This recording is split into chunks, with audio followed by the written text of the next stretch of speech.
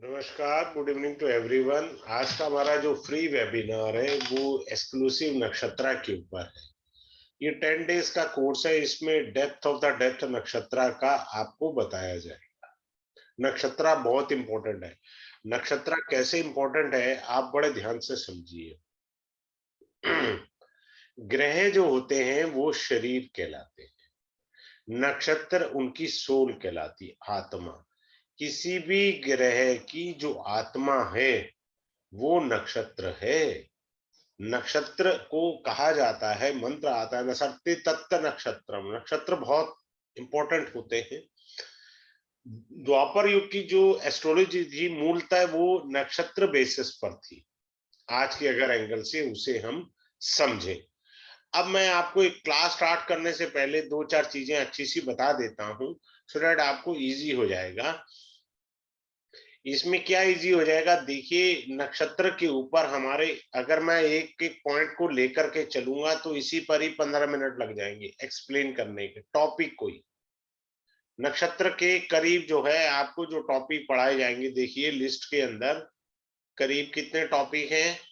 Almost 41 topics are there to teach you in the nakshatra. Number एक, बहुत सारे points हैं जिनको बताने पर मेरे को 15 मिनट लग जाएंगे। दूसरा पॉइंट आपको बड़ा अच्छा बता रहा हूं, आपको एडवांस नक्षत्रा की पीडीएफ फाइल मिल जाएगी, बुकलेट मिलेगी आपको 53 पेजेस ऑलमोस्ट। आपको कहीं दिमाग नहीं लगाना, बस यही आपके लिए बहुत बढ़िया चीज है जो आपको बुकलेट मिलेगी। ठीक है, अब आगे चलते हैं। नक्षत्रा को समझाने के लिए आपको नक्षत्र समझाते हैं। अब नक्षत्रा को समझिए ऐसे इस ढंग से। नक्षत्रा को समझने के लिए आप ये देखिए, मैं दोबारा से एक सेकेंड, हाँ। नक्षत्रा के लिए क्या है कि मैं फिर से रिपीट कर रहा हूं, those who join right now. देखिए प्लेनेट जो होते हैं, ग्रह जो होते हैं, इनको शरीर बोला जाता है और नक्षत्र को आत्मा कहा जाता है। क्योंकि हम शरीर है, अगर आत्मा निकल गई तो बेकार है सब कुछ। और द्वापर युग के अंदर नक्षत्र एस्ट्रोलॉजी ही ज्यादातर चला करती थी। अब यहाँ थोड़ा कालांतर से समय के अनुसार इसमें परिवर्तन है। पहला पॉइंट हम स्टार्ट करके चलते हैं लक्ष्मी से। This has to be seen, there are some other points which we have to consider, लेकिन fundamental concept should be clear to each and every person. Suppose someone is having Venus in, for example Krittika नक्षत्र में शुक्र हो, या पुष्य में हो, या रेवती में हो, तो ये धन योग देगा शुक्र आपको, धन योग। बशर्ते इस नक्षत्रों के लॉर्ड एफ्लिक्शन में नहीं होने चाहिए और ये नक्षत्र तारा दोष में बिल्कुल नहीं होने चाहिए। तो वीनस आप इन नक्षत्रों में बैठ के आपको धन धान्य देता रहेगा। पहला पॉइंट। अब अगले पॉइंट पर हम चलते हैं। नक्षत्र होता है, फिर उसका एक चरण साउथ में पदा कहते हैं, नॉर्थ इंडिया में चरण कहते हैं। सपोज मान लीजिए कोई कहता है पुष्य नक्षत्र का तीसरा चरण, क्लियर है। तो ये जो चरण होते हैं ना, चरण आपके सुख और दुख को बताते हैं, पता है आपको। नक्षत्र चरण आपके जीवन में होने वाले सुख दुख की व्याख्या करते हैं। आगे चलते हैं, आपको हर एक चीज नक्षत्र के ऊपर बताएंगे, ऐसा कोई नहीं है कि कुछ छूट जाए। आगे चल रहे हैं, मेन बात समझाते हैं। रजत होता है, ताम्र होता है, स्वर्ण होता है और लोह होता है। किस चरण में किस हिसाब से आप जन्म लिया, लोहे के पाए में जन्म लिए सबसे निकृष्ट माना जाता है, संघर्ष वाला जीवन होता है जीव का। अगर वो लोह पद के चरण यानी पद में जन्म लेता है, तो एक बात ये हो गया। अब जैसे रजत है, रजत को बेसिकली चांदी बोलते हैं, सिल्वर। ये क्या होता है, इसका सूत्र सिंपल सा है, आद्रा से 12 नक्षत्र तक। आद्रा से गिनिए। देखिए, हमेशा जैसे कालपुरुष कुंडली मेष लगन से होती है, ऐसे ही कालपुरुष सीक्वेंस होती है जो अश्विनी नक्षत्र से प्रारंभ होके रेवती नक्षत्र तक चलती है। सीक्वेंस हमेशा सीक्वेंस नेचुरल लेनी है, हमने कालपुरुष सीक्वेंस उठानी है, तभी हमको कोई चीज समझ में आएगी। आद्रा से लेके, आद्रा से गिनती करेंगे 12 नक्षत्र तक जो है वो चांदी का पाया कहलाएगा। अब आ जाते हैं अगले पॉइंट पर।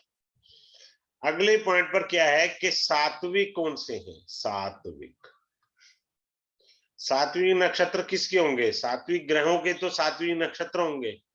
कौन है वो? सबसे पहले बृहस्पति, फिर बुध, ये सात्विक नक्षत्र कहलाते हैं। किसके? बृहस्पति और बुध के।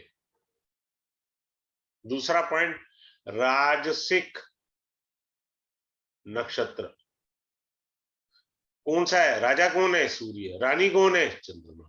तो इनके नक्षत्र क्या हुए? राशि। अब आ जाइए तामसिक। ये कौन है?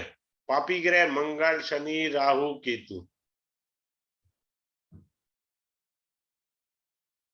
जितना ज्यादा आपके ग्रह सात्विक नक्षत्रों में होंगे उतना आप जेंटल एंड सोबर पर्सन है। सिंपल सी बात।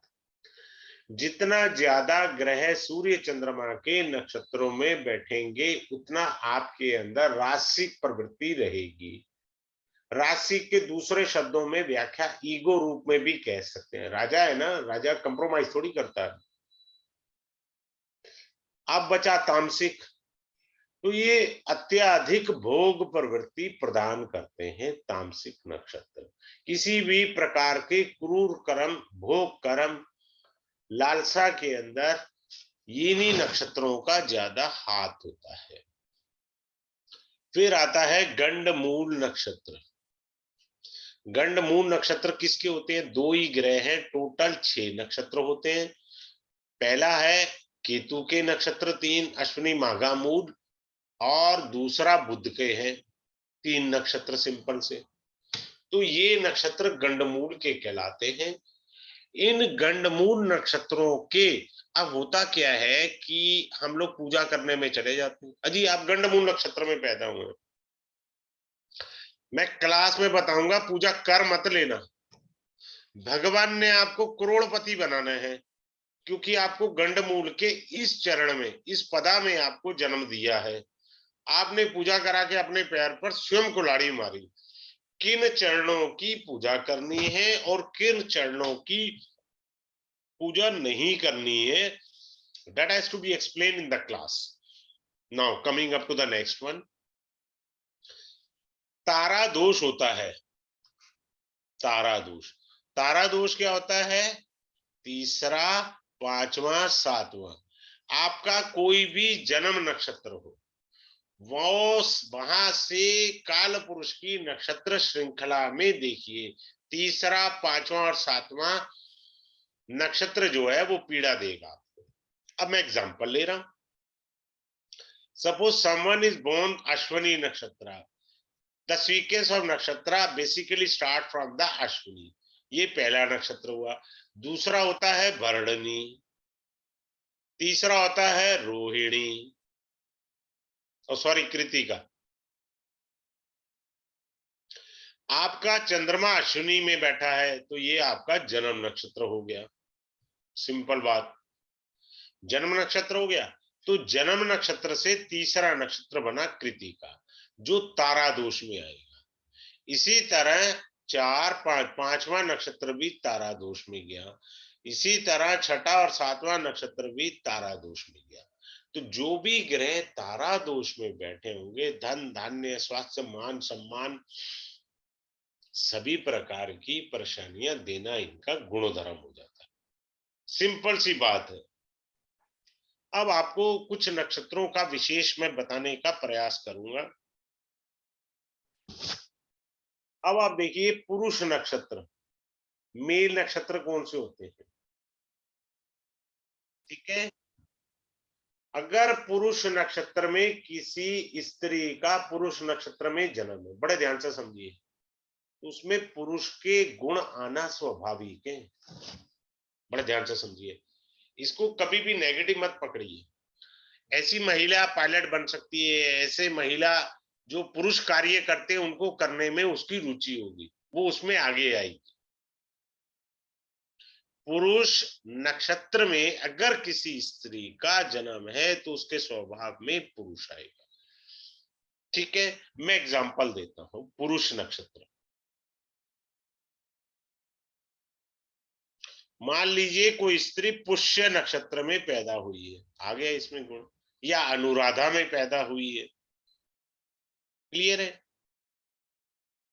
तो इस प्रकार के गुण आ जाएंगे उसके अंदर, क्योंकि वो पुरुष नक्षत्र में पैदा हुई है। ऐसे लोग डॉक्टर भी बनते हैं, कुछ फीमेल गायनी डॉक्टर बन जाती है, डेंटिस्ट बन जाती हैं। ये इस प्रकार के योगास उसको अग्रणी करते हैं, आगे लाते हैं। अब अगले पॉइंट पर आते हैं। वो अगला पॉइंट है कुलाकुल नक्षत्र। मैंने बहुत समय पहले ये वीडियो डाली थी कुलाकुल नक्षत्र के ऊपर। मैं इस क्लास में उस लेडी को थैंक कहना चाहता हूं जिसने कमेंट्स लिखे थे। आप चाहें तो यूट्यूब चैनल पर जाके चेक कर सकते हैं। She had written long back, she had written how many astrologers knows about of the kulakul nakshatra. फिर मैंने तो पहली बार सुना है ये नक्षत्री ऐसे भी कोई होते हैं। अब मैं आपको कुलाकुल के अंदर 3 कैटेगरी होती है। पहली होती है अकुल नक्षत्र,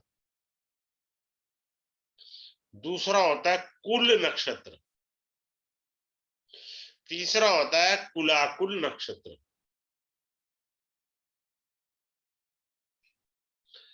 अब इसमें अकुल नक्षत्र का थोड़ा सा मैं उदाहरण देता हूं। अकुल नक्षत्र के अंदर जैसे अश्वनी, कृतिका, मृगशिरा,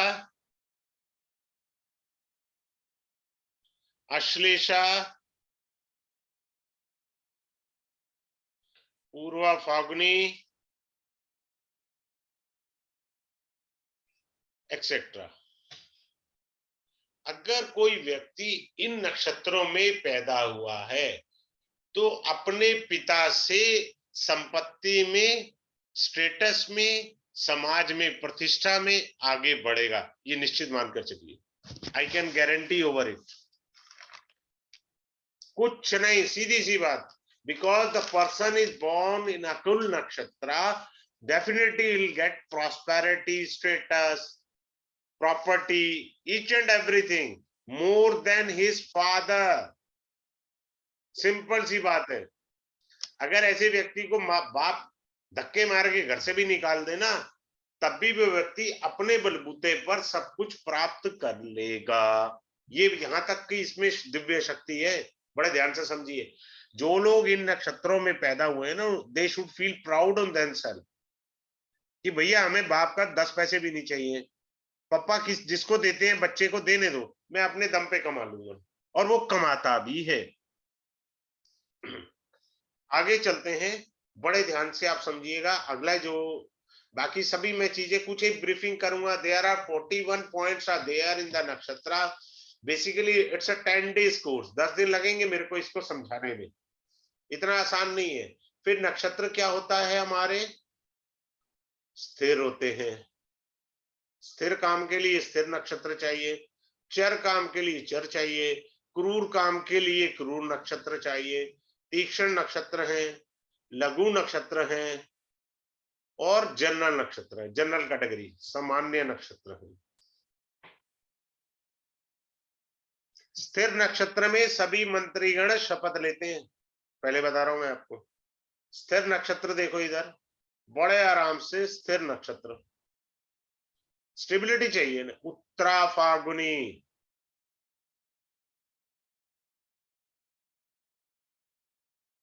रोहिणी, उत्तरा भाद्रपद, ये राज्याभिषेक, पहले जमाने में राजा महाराजा राज्याभिषेक करते थे जब अपने पुत्र का, तो इन्हीं नक्षत्रों में करते थे। आज मंत्रीगण जो शपथ लेते हैं, जो बिलीव करते हैं, देखिए मानना न मानना व्यक्तिगत विषय है, ठीक है। स्थिर नक्षत्र में भी शादी करने से मैरिड लाइफ स्टेबल रहेगी। If you have some affliction yoga in your chart related with the 7th bhava that give you some unstable life of your marital status, then in that case you should go and take the marriage ceremony should be conduct on the fixed constellation. आपको जो फेरे हैं विवाह के, मैं फेरे की बात कर रहा हूं, वरमाला की बात नहीं कर रहा हूं। फेरों का समय स्थिर नक्षत्र का है तो आपके विवाह को स्थायित्व दे देगा। क्लियर है? आगे चलते हैं और अच्छे से समझते हैं। अब आता है नक्षत्र नेत्र क्या होता है। नक्षत्र नेत्र, नेत्र का मतलब अंध नक्षत्र, मंद नक्षत्र, मंद्याक्ष नक्षत्र, सुलोचना नक्षत्र, इस प्रकार के आते हैं। अंधलोचन नक्षत्र का एक उदाहरण देता हूं। अंधलोचन नक्षत्र, इसमें रोहिणी आएगा, पुष्य आएगा, ठीक है, रोहिणी पुष्य इत्यादि बहुत सारे नक्षत्र आएंगे इसके अंदर। ऐसा नहीं है कि नक्षत्र नहीं आएंगे, बहुत सारे नक्षत्र आएंगे। तो क्या होता है कि चीजें घूमती है, मिलेंगी नहीं मिलेंगी, ये अंधलोचन बताएगा। ये प्रश्ना कुंडली के अंदर बेसिकली आता है, ठीक है।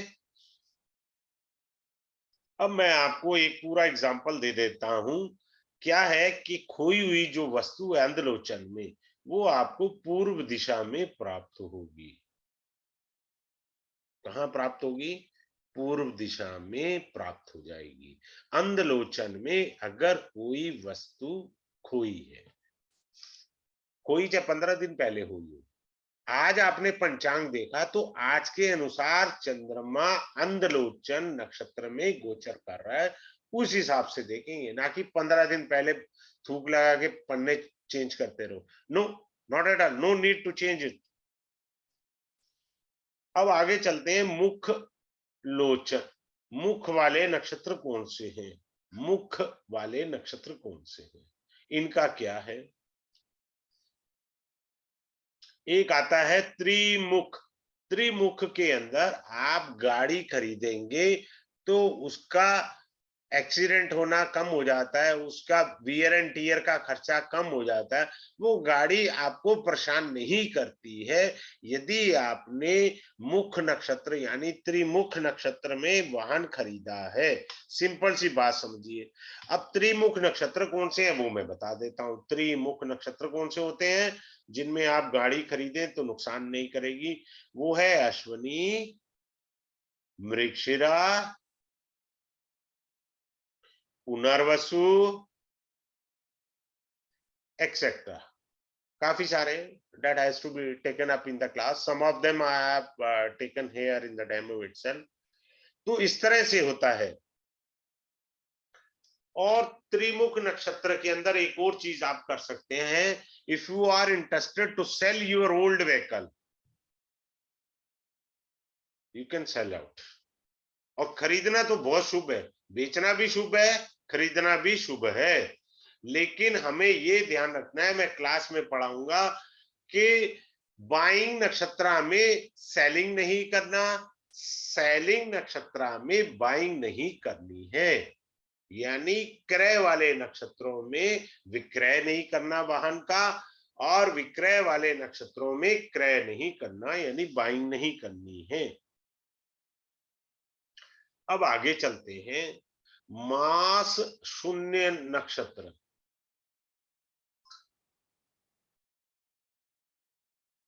मास का मतलब होता है मंथ, शून्य का मतलब जीरो, नक्षत्र आपको पता ही है। तो मास शून्य नक्षत्र जैसे फॉर एग्जांपल चैत्र मास है, चैत्र मास है, चैत्र का महीना है, तो उस दिन आप अश्विनी नक्षत्र, रोहिणी नक्षत्र में कोई भी शुभ काम नहीं कर सकते।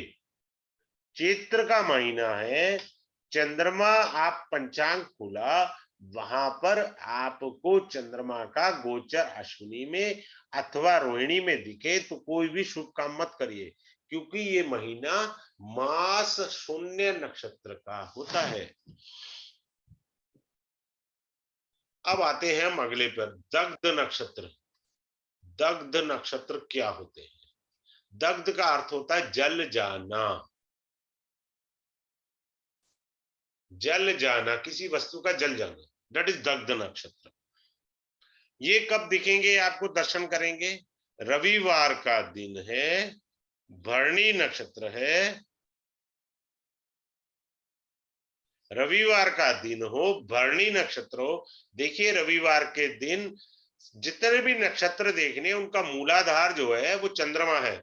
चंद्रमा अगर रविवार को भरणी नक्षत्र में गोचर कर रहा है, कोई भी शुभ कर्म गलती से कर मत लेना, लेने के देने पड़ जाएंगे। ईद मनाने चले थे, रोजे गले पड़ गए, वो वाली बात ना हो जाए आप लोगों के साथ।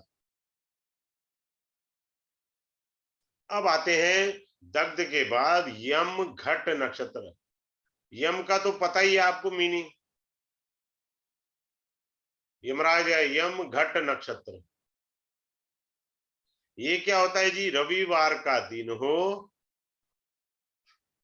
और मघा नक्षत्र में चंद्रमा गोचर कर रहा है, ये भी नक्षत्र अगर आपको कोई भी शुभ कर्म करना है, avoid it, otherwise you have to see a lot of trouble. The next one is called yam drashta नक्षत्र। ये क्या है? ये भी रविवार का दिन हो और घनिष्ठा नक्षत्र उस दिन हो, तब आप कोई भी शुभ कर्म ना करिए, क्योंकि यम दृष्टा, यम देख रहा है आपके कृत्य को और लेने के देने पड़ेंगे। सबसे सुंदर बात सीखिएगा, बहुत सारे तुरुप के इक्के हैं इस क्लास के अंदर, you will enjoy after joining the class. So as we know, Panchak nakshatra. अब किसी की डेथ हो जाती है, वो कहते हैं पंडित जी देखिए पंचक नक्षत्र तो नहीं लगा हुआ। तो अगर पंचक नक्षत्र लगा है तो 5 पुतले जलाए जाते हैं, उनका भी वैसे ही दाह संस्कार किया जाता है जैसे व्यक्ति का दाह संस्कार किया जाता है। भाई साहब, पंचक नक्षत्र तो है। अब इंपॉर्टेंट पॉइंट ये आता है कि अगर आपका यही जन्म नक्षत्र, अब आपके जीवन में क्या होगा? Now what will happen? You are born in Panchak nakshatra ना, constellation, what will happen in life? For an example, someone is born in Ghanishtha nakshatra, this is a Panchak nakshatra, so what will happen to his in life ना, वो important है। पंचक का हमने मृत्यु के समय तो उपाय कर लिया, भैया जन्म का क्या करना है जिसने सारी जिंदगी भोगनी है? हम एवरेज एज भी लगा ले 60 साल या 70 साल, उसकी जिंदगी कैसे जिएगा वो? क्योंकि वो पैदा ही पंचक में हो गया है। आगे चलते हैं, ये बहुत अच्छे टॉपिक्स हैं जिनको मैं बड़े अच्छे से क्लियर करूंगा। सर्वार्थ सिद्धि नक्षत्र क्या होते हैं? इसके अंदर सारे शुभ काम करिए, कभी भी आप पंचांग देखेंगे, शादी गलती से नहीं करनी। सर्वार्थ सिद्धि नक्षत्र में विवाह गलती से नहीं करना, अनस्टेबल कर देगा। नाम में तो बहुत अच्छा है, सर्वार्थ सिद्धि, जी मेरी सिद्धि हो गई, भैया ये उसके लिए नहीं है, शादी के लिए नहीं है।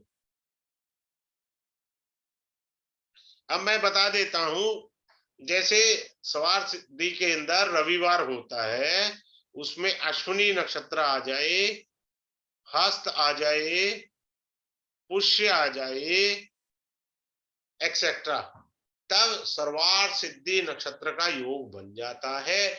आपको विवाह छोड़कर कोई भी शुभ काम करना, करिए ना, सफलता निश्चित है। चाहे व्यापार है, नौकरी है, बिल्डिंग बनाना है, गाड़ी खरीदनी, कुछ भी करना है, सिद्धि है भाई, अपने आप में सिद्ध है वो नक्षत्र, लेकिन फेरे ले लिए तो भैया फिर मौज लो, फिर तो हो गया बैंड बाजा। जिस तरह कुंडली में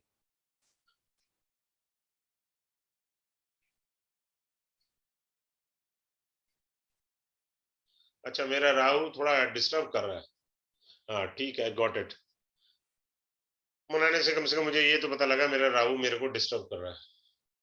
मेष लगन की कुंडली आती है, ये कालपुरुष कुंडली से पहला भाव है, प्रथम भाव, जो हमारे फेस को, खोपड़ी को, सिर की हड्डी को, माथे को रिप्रेजेंट करता है। सिमिलरली अश्विनी नक्षत्र आपके सिर व मस्तिष्क को रिप्रेजेंट करता है। अब बड़ा सूत्र सिंपल सा देखिए, यही चेक हो जाएगा, मेडिकल एस्ट्रोलॉजी, कोई रॉकेट साइंस नहीं है, बहुत आसान है। If you are now correlate the chart as well as the nakshatra, how easily, कोई दिमाग पे जोर देना ही नहीं है। If your first bhava having some malefic affliction और your lagna lord in malefic affliction as well as your Ashwini Nakshatra lord Ketu is under affliction. Under affliction means Saturn. Under affliction means Mars. यही दो पापी ग्रह हैं। तो क्या होगा, आपके सिर में दर्द होगा, मस्तिष्क में रोग होगा, ऑक्सीजन नहीं आ रही तो वो आधे सीसी का दर्द होगा, या कई प्रकार की चीजें आएंगी आपको। सिंपल सा है, कितना इजी है। हमने तीन चीजें, because as we have studied in the geometry, if two और more than two points are lying on a line are called the collinear points. एक, दो और तीन पॉइंट है तो कॉलिनियर पॉइंट बन गया। अपने को ऐसे देखना है ज्योमेट्री से, कोई दिमाग नहीं लगाना। अब कष्ट है, आप मान लीजिए आपको खांसी बुखार हुआ या कोई छोटा मोटा बुखार हुआ, तो कितने दिन रहेगा। एक एग्जांपल दे रहा हूं, पूरा चैप्टर है इस पर। अश्विनी नक्षत्र, आपने पंचांग देखा, आपको फीवर हुआ, आपने देखा अश्विनी नक्षत्र में चंद्रमा था, तो अब आपकी तबीयत 9 दिन खराब रहेगी, पहले बता रहा हूं। वायरल फीवर में बदलेगा, 5 दिन उसका होगा, 4 दिन और रेस्ट करना पड़ेगा। अब मान लीजिए और एडवांस करें जी आप, अश्विनी नक्षत्र के चरण देखिए। अब आप, चरण है पहला, दूसरा, तीसरा या चौथे चरण में आपको बुखार हुआ है, तो पहले चरण में 9 दिन, दूसरे चरण में 11 दिन, तीसरे चरण में 10 दिन, चौथे चरण में 20 दिन आपको रोग रहेगा। सीधी बात, जितनी मर्जी दवाइयां ले लो, डॉक्टर से ले लो। मान लो किसी को बुखार ठीक तो हो गया, लेकिन भाई साहब कमजोरी बनी रहेगी, बुखार दोबारा भी आ सकता है। ये ना सोचे बुखार चला गया जी, कहाँ काम कर रहा है सूत्र। सूत्र तो आपके पूरे दर्शन कराएगा, नक्षत्र है, नक्षत्र आत्मा है। आगे चलते हैं।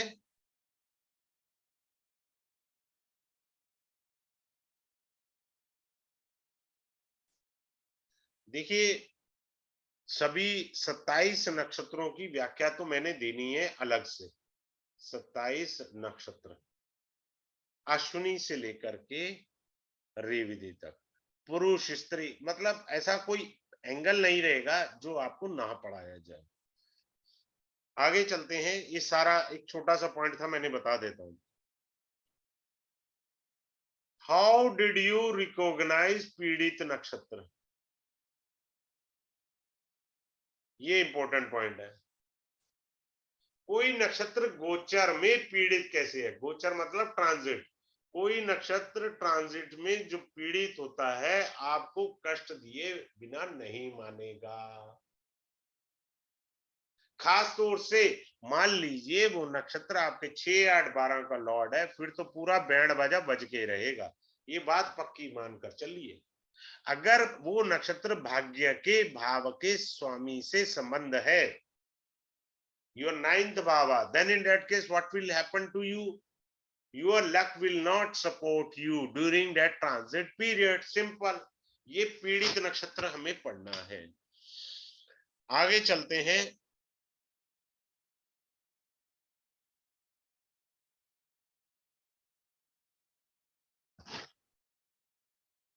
अब आते हैं मानस नक्षत्र। जो भी आपका जन्म का नक्षत्र है देख लो, और उसको वहां से जन्म नक्षत्र से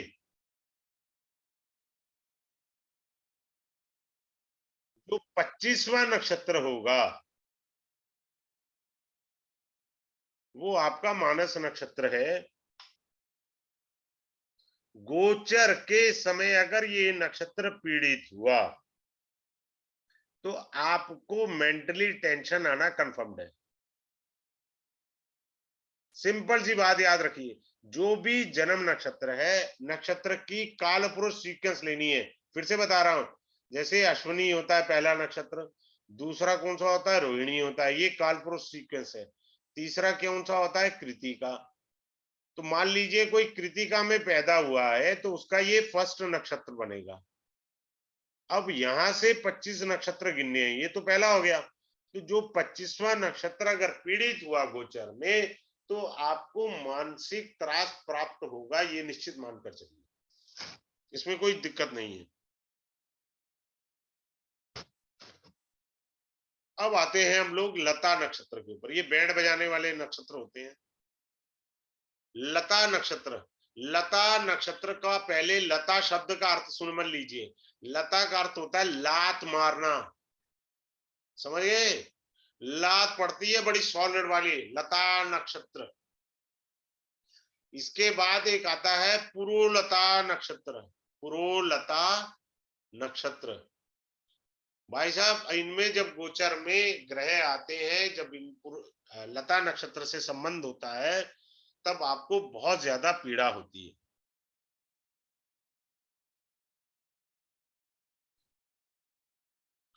अब इसमें सूर्यात नक्षत्र मेरा डायमंड पॉइंट है, बहुत सारे डायमंड है पर ये वाले को मैं सबसे ज्यादा डायमंड कहता हूं। इस नक्षत्र कोर्स में जब आप पढ़ेंगे, सूर्यात नक्षत्र के अंदर बहुत सारी चीजें हैं। वो क्या है, ना नहीं है ना, विदुमुख, विदुन्मुख नक्षत्र होता है, शूल नक्षत्र होता है, सन्निपात नक्षत्र होता है, केतु होता है नक्षत्र, उल्का नक्षत्र होता है, कांप नक्षत्र, कंप नक्षत्र होता है, कंप। सातवां होता है वज्र नक्षत्र। आठवां होता है निर्घात नक्षत्र। ये ना इतना सुंदर चीज है, ये आपका जीवन बता देगा। क्या है आपका जीवन, ये जीवन की व्याख्या के लिए है। सब पता लग जाता है इसमें जीवन कहाँ जाएगा। पूरा पूरा चैप्टर है, I have to explain you in the class. हमारा जीवन जा कहाँ रहा है, हमारा जन्म कैसे हुआ। क्लियर? फिर एक और चीज इसके अंदर पढ़ाई जाएगी आपको, देह और जीव नक्षत्र। जो लोग नाड़ी पढ़ते हैं उनको पता है, इसको मीना नाड़ी कहते हैं। मीना नाड़ी, देह और जीव नक्षत्र के संबंध को क्या बोलते हैं, मीना नाड़ी। ये इंपॉर्टेंट है। फिर इसमें एक और बड़ी सुंदर चीज आएगी, सर्प शीर्ष नक्षत्र। काफी चीजें ऐसी हैं जो सुनने में नहीं आई, सुनने में नहीं आई। इन चीजों को हमने समझना है क्लास के अंदर। मैं एक बड़ी सुंदर लाइन फिर से बता रहा हूं जो मैंने स्टार्टिंग में बताई। प्लैनेट्स, ग्रह जो है वो शरीर है, नक्षत्र आत्मा है, एनर्जी प्लैनेट्स को नक्षत्र से प्राप्त होती है। अब बड़े ध्यान से समझिए, मान लीजिए सूर्य जो है 9th हाउस में बैठा है किसी के, या 10th हाउस कह लो, 10th हाउस में बैठा है। पर सूर्य आर्द्रा नक्षत्र में बैठा है। अब ये आपको सूर्य तो दिख रहा है, लेकिन पीछे से इसमें राहु छुपा हुआ है सूर्य में। आप कह रहे हो जी सूर्य 10th हाउस में, जी बहुत अच्छा है जी आपकी कुंडली में, दिग्बली है 10th भाव में, वेरी गुड। बट वो बैठा किसके नक्षत्र में? राहु के। तो उसका आंतरिक स्वरूप राहु का है। आत्मा आंतरिक है भैया, बाहर भी है नहीं है, आत्मा किसी ने देखी नहीं है। तो 10वें भाव में बैठा है वो आपको दिख रहा है, वो बाह्य स्वरूप है सूर्य का। मान लीजिए मेष राशि में बैठा है, उच्च का सूर्य बैठा है, वो बाह्य स्वरूप है। आंतरिक स्वरूप क्या है कि सूर्य आर्द्रा में बैठा है, या शतभिषा में बैठा है, या स्वाति में बैठा है, राहु के नक्षत्र में बैठ गया, तो उसका आंतरिक स्वरूप क्या हुआ? राहु का होगा। समझिए। अब हो गया नक्षत्र। तो नक्षत्र के चरण क्या बताएंगे? चरण हमारे कोई जन्म के दुख और सुख की व्याख्या करते हैं। चरण के कारण हम सुख दुख करते हैं। 4 चरण होते हैं। 0.0 से लेके 3.20 डिग्री का एक चरण होता है, 13-20 तक चलेगा। ठीक है, तो ये चीजें होती हैं। अब जो है ये क्लास स्टार्ट होगी मंडे को, यानी कल मंडे को स्टार्ट होगी 9:30 बजे से 10:30 बजे तक डेली बेसिस पर। और कल डेट रहेगी 5 जून 2023। डेली क्लास होगी मंडे टू फ्राइडे, और 2 सप्ताह की क्लास होगी ये, यानी 10 क्लासेस का कोर्स है, 10 क्लासेस का।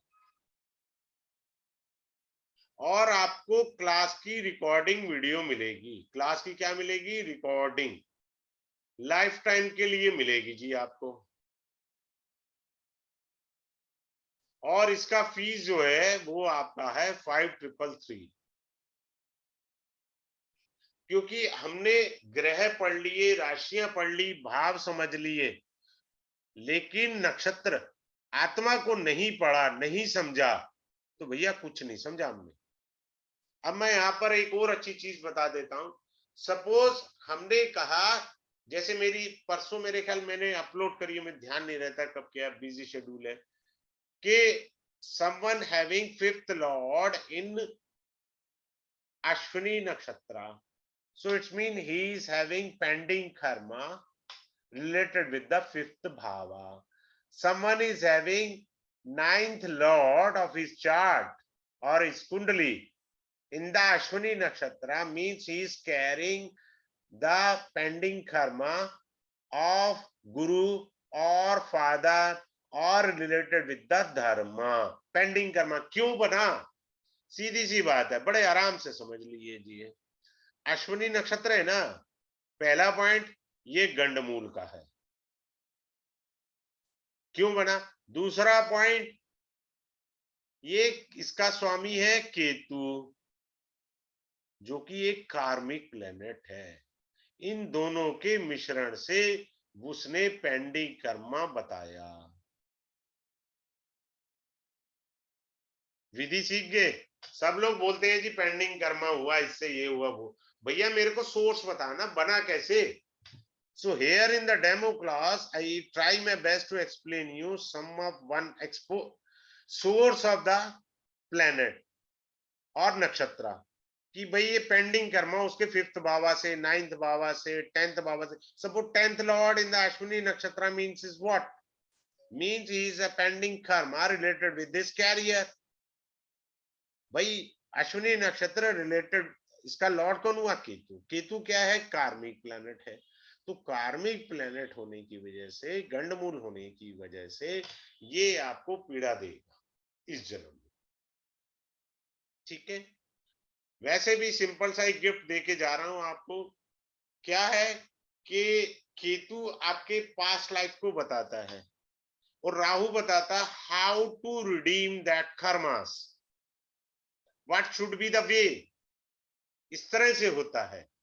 तो आप इसको ज्वाइन कर सकते हैं, आराम से कोर्स चलेगा। मैं किसी को म्यूट नहीं करता, कोई भी मुझे बीच में टोक सकता है, मेरे को कह सकता है कि सर मुझे ये समझ नहीं आया, दोबारा बता दीजिए। किसी को म्यूट नहीं करता, कोई भी बीच में मुझे टोक कर पूछ सकता है, हर एक के लिए ओपन है, इजी वे टू असेस। मैं अपनी तरफ से कोशिश करता हूं कि इजी वे में पढ़ाया जाए। चलिए ठीक है। Thanks for joining this free webinar of Nakshatra. Thanks to all of you. Thanks. Have a good day, good night to all of you.